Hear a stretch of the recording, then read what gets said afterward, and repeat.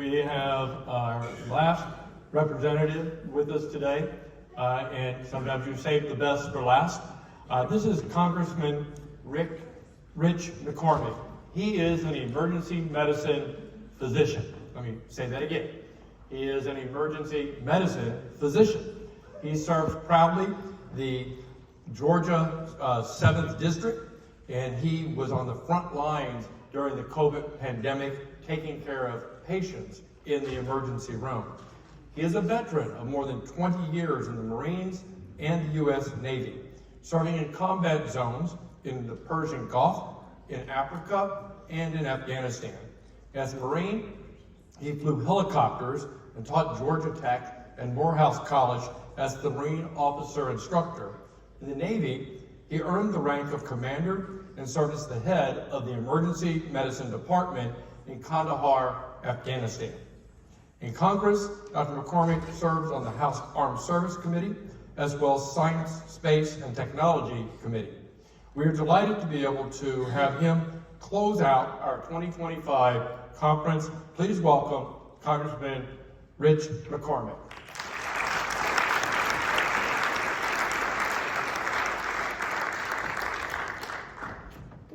Thanks for having me here today. I promise you a lively discussion. Marines don't just kind of stroll into town, and I'm excited to be here. I tell you, I listened to the speech right before, the conversation right before this, and I heard people clapping about Doge. It got me all excited because I think there's a big misunderstanding. I just want to clear it up right now.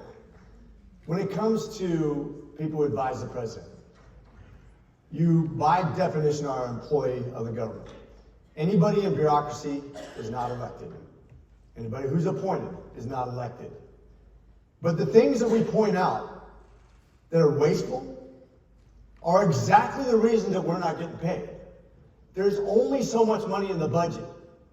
You have $5 trillion coming in as revenue. You have $7 trillion going out in payments. That's a over 30% deficit per year. We're $36 trillion in debt. If you don't pay anything for the government, no Medicare, no Medicaid, no Social Security, no military, no government, obviously the economy would collapse.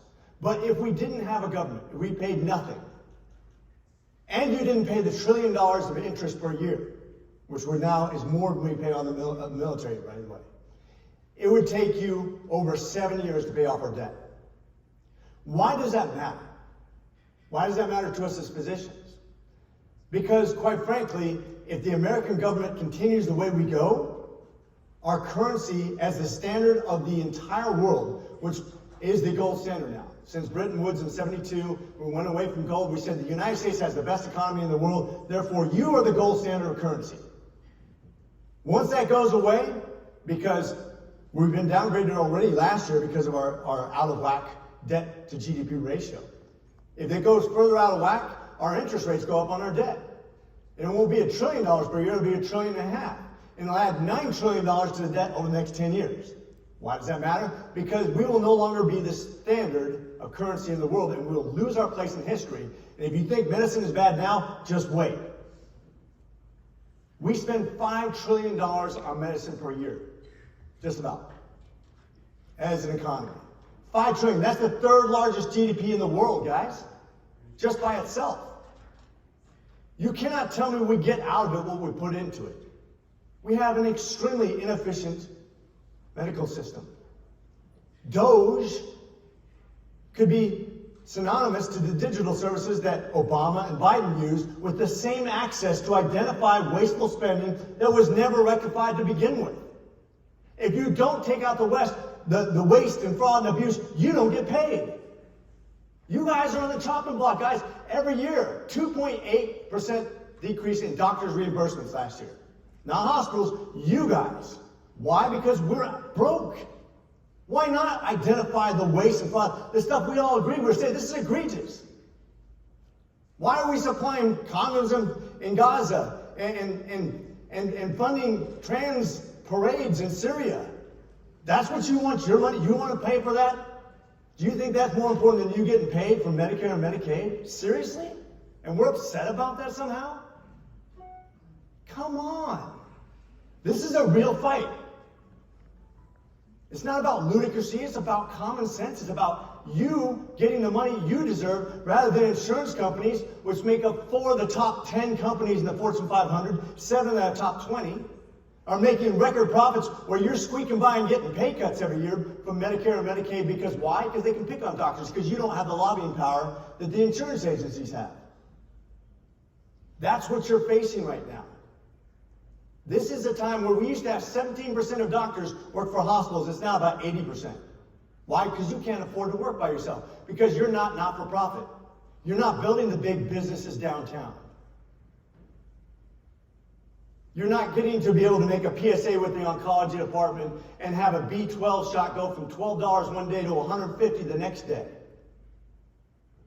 This is not fair to our patients, and it's not fair to you. Let's identify the stuff that's detracting from what we need to do in medicine. We used to be the most creative nation and actually making the most progress in research and development and healthcare and science and space and technologies and computers. That was the United States. We were one of 2 nations that could have put a man on the moon. Now we spend 75% at least of our budget on welfare state things. Almost half of America is sitting there saying, what can the government give me? That's not going to work for our future. We have to be responsible. I have as much compassion as anybody. I've been to 5 different orphanages in different countries all over the world. I've been a youth minister for 20 years. I care about kids. I want them to succeed. But we're not going to do it by wasting money on inappropriate programs. And when you guys stand up for what you believe in, you have to come from the standpoint of physicians deliver the best medicine at the best price. Not hospital systems, not insurance companies, but physicians. The 2 people most valuable in any community when it comes to healthcare are the patient and the physician. Do we agree on that?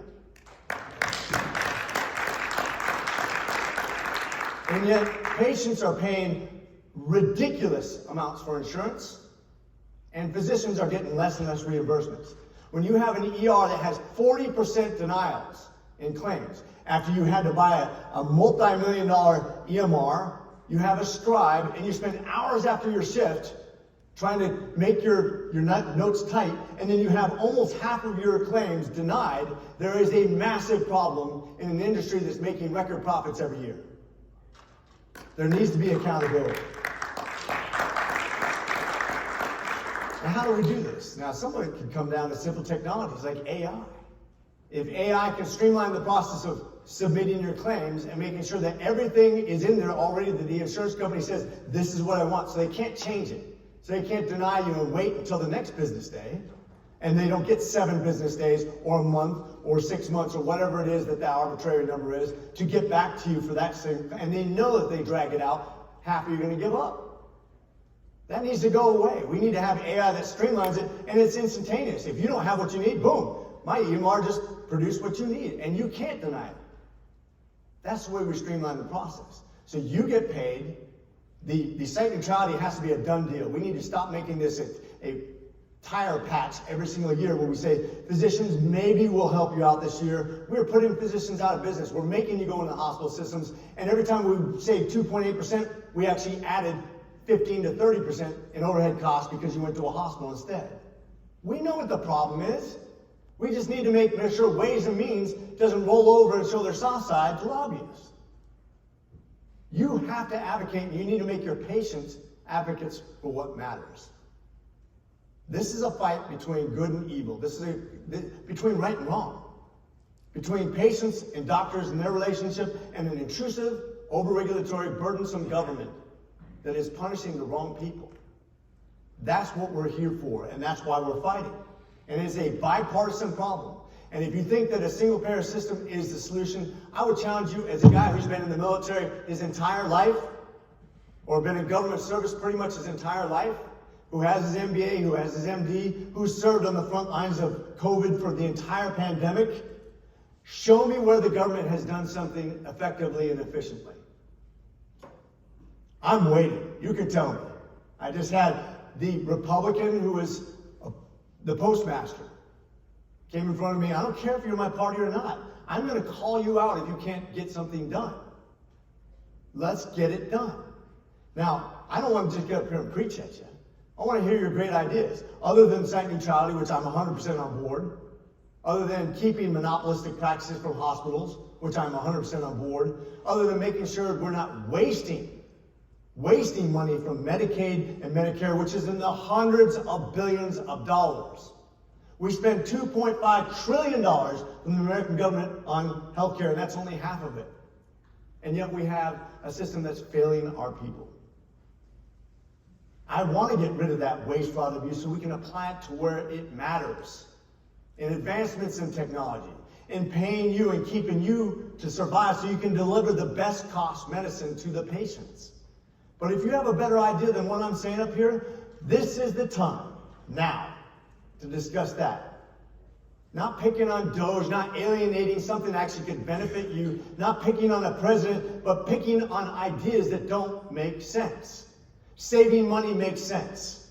Making things more efficient makes sense. Know your enemy and know who's not your enemy. That's really important. I know we don't all agree politically, and it's okay, by the way. You may not know this, but I went to Morehouse School of Medicine. I was elected student body president the same year Obama was elected president of the United States. And it's not because I'm white. It's not because I'm a male. It's not because I'm conservative. It's because I'm never going to win an argument with you. If I spend my time trying to convince you you're wrong, I've wasted my entire time. Can we agree that? Anybody married out here? But if I can convince you that I love you and I want what's best for you, and that every discussion is centered around that part, I become an influencer. Because nobody cares how much money you make. They don't care. The government doesn't care if you get a pay cut. But if you make this about the patient and about the health care that we deserve, we really try to apply to our patients with all of our good heart. And I believe, and I was the chapter president of AMA at Morehouse. And I know what you guys are trying to achieve. But getting people on board with that idea in mind, not any special interest, nothing that makes sense to only some of us, but all of us, the things that unite us, not the things that divide us, then we win if we make it about that.